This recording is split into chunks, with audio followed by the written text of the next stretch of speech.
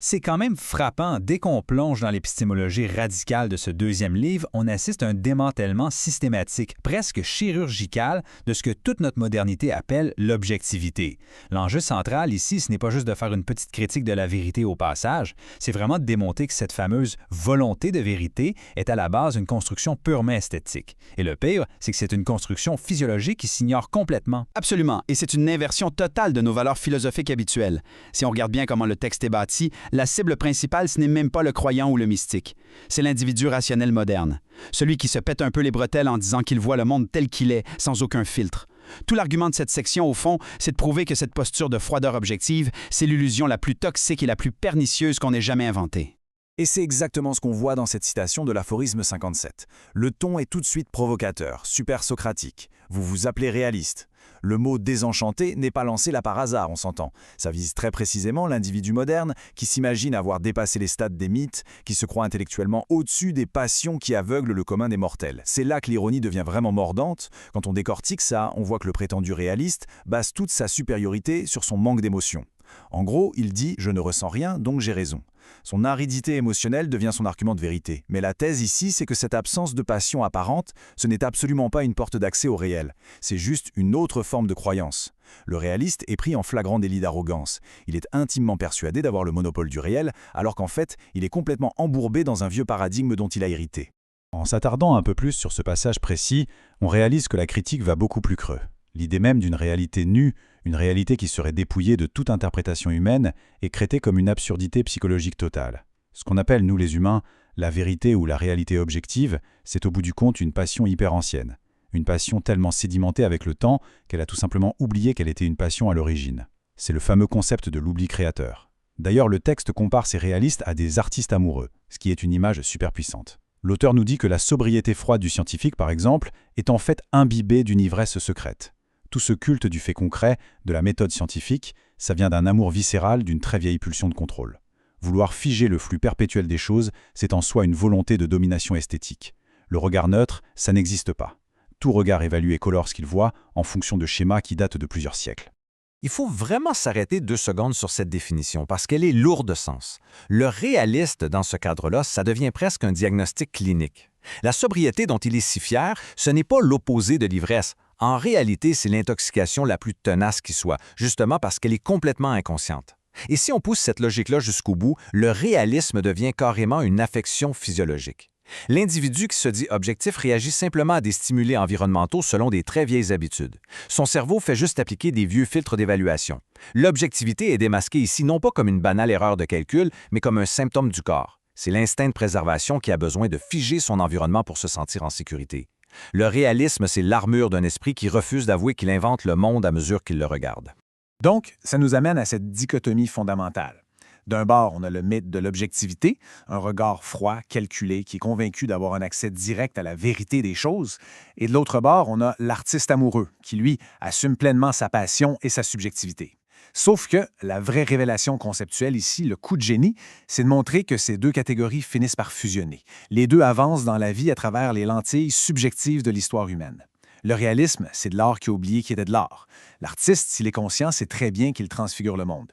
Le réaliste, lui, agit comme un artiste naïf qui prendrait sa propre peinture pour la réalité elle-même. C'est une remise en question complètement vertigineuse de tout ce qu'on considère comme rationnel. Ce qui nous amène inévitablement à cette question centrale, le pivot du deuxième livre. Si on accepte l'idée que chercher la réalité toute nue, c'est un cul-de-sac, eh bien, la réflexion philosophique doit glisser vers la symptomatologie. On ne demande plus qu'est-ce qui est vrai dans le monde, mais plutôt de quoi notre corps a-t-il réellement besoin pour endurer le monde. Exactement. Si tout n'est que création et perspective, l'art ne peut plus être vu comme un simple loisir ou un passe-temps pour le dimanche. Ça devient la matrice même de notre survie. L'enjeu, c'est de comprendre l'effet chimique, l'effet biologique de l'expérience esthétique sur nous. Pourquoi est-ce qu'on sent un besoin aussi viscéral de consommer de l'art si on est déjà fondamentalement des créateurs d'illusions en permanence? Pour répondre à ça, l'aphorisme 86, intitulé « Au théâtre » est fascinant. Le texte y scrute avec une lentille quasi médicale notre rapport moderne à la culture. On y analyse cette quête désespérée de l'individu d'aujourd'hui qui cherche à tout prix des émotions fortes, des sentiments extrêmes quand il écoute de la musique ou va au théâtre. Et il faut se demander pourquoi. Pourquoi ce besoin de se faire secouer émotionnellement? L'hypothèse avancée, c'est que l'humain moderne ne cherche pas une véritable élévation spirituelle quand il s'assoit dans une salle de spectacle. Il cherche un stupéfiant. Il a besoin d'être brassé avec violence, d'être complètement enivré pendant 2 heures, juste pour oublier la grisaille et la lourdeur de sa propre vie.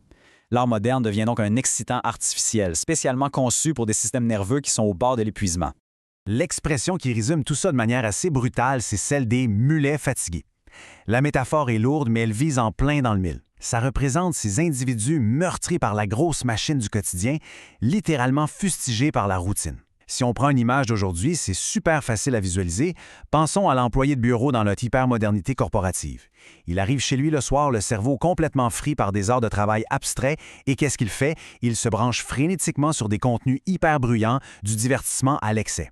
Selon cette philosophie, ce qu'il cherche, ce n'est pas d'exprimer une quelconque puissance créatrice, il cherche un analgésique, un remède brutal. L'art est consommé comme une médecine d'urgence physiologique, juste pour avoir la force de retourner travailler le lendemain matin. Cette structure de comparaison est vraiment la clé pour comprendre la typologie de l'auteur. Il met face à face d'un côté cet art qui sert de coup de fouet aux armes vidées, et de l'autre, un art radicalement opposé, l'art triomphant, l'art de ceux qui conquièrent la vie. C'est l'opposition classique entre l'art de la carence et l'art de l'abondance. L'art de la carence agit comme une drogue pour geler la douleur de l'impuissance. Mais l'individu victorieux, lui, ne va pas au théâtre pour fuir sa misérable condition. Son art, c'est le débordement naturel de sa propre force, une célébration monumentale de son existence. La question qui tue, évidemment, c'est de savoir laquelle de ces 2 formes d'art règne sur notre modernité. Et le diagnostic du texte est sans pitié. Nous sommes dans une ère de dégénérescence où l'art agit surtout comme une béquille pour des convalescents. Cette espèce de déchéance historique de l'esthétique, on la retrouve cimentée dans l'aphorisme 89.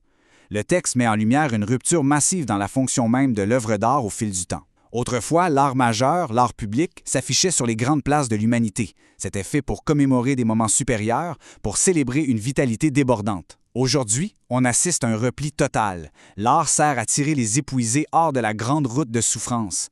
Le paradigme est complètement inversé. Ce qui était avant l'affirmation publique d'une civilisation forte, éclatante de santé, c'est devenu un petit moment d'ivresse privée, presque consommé en cachette, distribué aux malades pour les soulager. Décortiquons un peu ces 3 micro-arguments qui structurent cette vision de notre monde. Premièrement, le rôle d'éloignement. L'art moderne ne nous pousse pas à affronter le réel.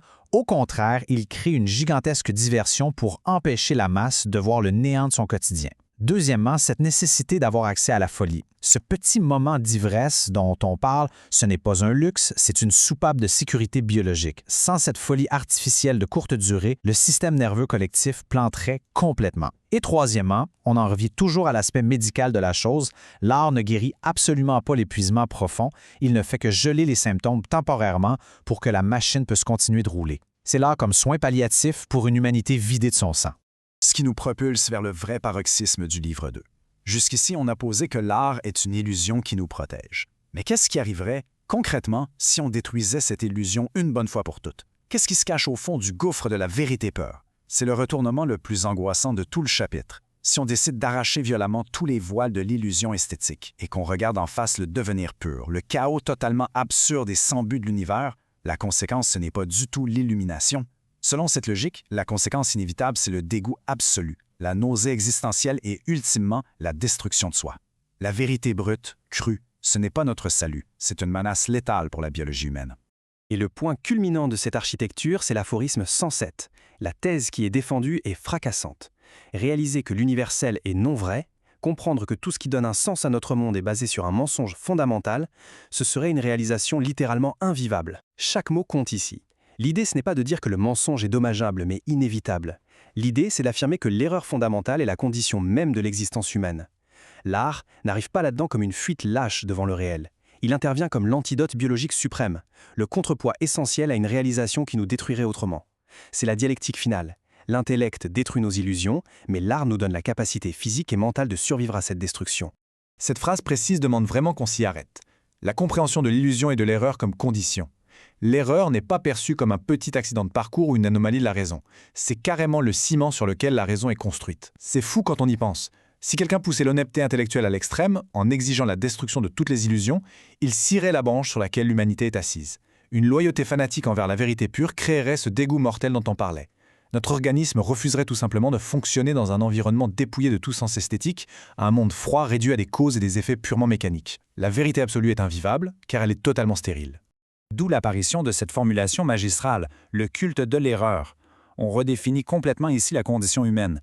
L'être humain ne glisse pas dans l'illusion parce qu'il est naïf ou ignorant. Non, au sommet de sa lucidité, il choisit de cultiver activement l'illusion. C'est un acte de préservation d'une intelligence inouïe. C'est la bonne volonté de l'illusion. Face à la réalité chaotique du devenir éternel, face à ce fleuve indomptable, l'esprit humain décide consciemment d'inventer des dieux, des formes, des buts. Donc ce culte de l'erreur, c'est loin d'être une faiblesse d'esprit, c'est la preuve d'une vitalité extraordinaire. La capacité de générer son propre oxygène métaphorique pour ne pas suffoquer sous le poids d'une rationalité pure qui, autrement, dissoudrait toute envie de vivre. Si on suit la logique interne de cette mécanique de survie, étape par étape, ça donne ceci. On commence toujours par le choc, la réalisation intellectuelle de la non-vérité universelle. Ensuite, inévitablement, vient la réaction corporelle, la nausée, le dégoût, le danger de l'autodestruction. Et bam, l'étape 3 arrive à la rescousse. Ce n'est pas le retour en arrière vers l'ignorance, c'est l'invention parfaitement consciente d'un phénomène esthétique. On fait de notre propre existence une œuvre d'art, ce qui permet de passer à l'étape finale, la restauration de la joie. La démonstration est implacable. L'art n'est pas un petit supplément d'âme décoratif. C'est la fonction organique de base qui permet de contourner le court-circuit cognitif que provoque la tragédie du réel. Pour réussir cette pirouette mentale, le texte décrit une métamorphose nécessaire. Puisque l'univers n'a pas de but, on doit lui injecter une finalité. On devient les scénaristes de notre propre drame. Mais le plus crucial là-dedans, c'est la distance. Il faut créer un espace de recul par rapport à nous-mêmes. C'est ça, cette distance-là, c'est le pilier de la santé mentale dans cette philosophie. Pour ne pas se faire écraser par la lourdeur d'une science ou d'une morale trop stricte, l'humain doit s'élever au-dessus de lui-même pour être capable d'en rire ou d'en pleurer comme s'il regardait une pièce de théâtre. Il faut assumer qu'il y a un héros noble, mais aussi un fou absolu derrière chaque quête de vérité. Maintenir cette double conscience, savoir très bien que tout ça, c'est un jeu inventé, mais le jouer avec une intensité magnifique, c'est ça, l'accomplissement esthétique suprême. Ce qui nous laisse finalement sur cette interrogation incroyablement provocatrice, la conclusion de ce livre 2 nous place devant un paradoxe fascinant. Notre propre santé dépend de notre capacité à rire de notre besoin obsessionnel d'illusions, mais sans jamais chercher à les détruire complètement. Et quand on s'arrête vraiment sur cette idée, le défi intellectuel est juste immense. On est sommé d'abandonner l'idole de la vérité pure et dure. Pour rester joyeuse et donc pour rester puissante et en vie, l'humanité n'a d'autre choix que d'embrasser et même de vénérer sa propre capacité à fabriquer du faux. L'art ne copie plus la réalité, il devient le bouclier vital qui nous empêche de tomber dans l'abîme du réel. C'est le genre de déconstruction conceptuelle qui laisse la pensée chancelante et qui oblige à revoir de fond en comble notre façon d'interagir avec le monde.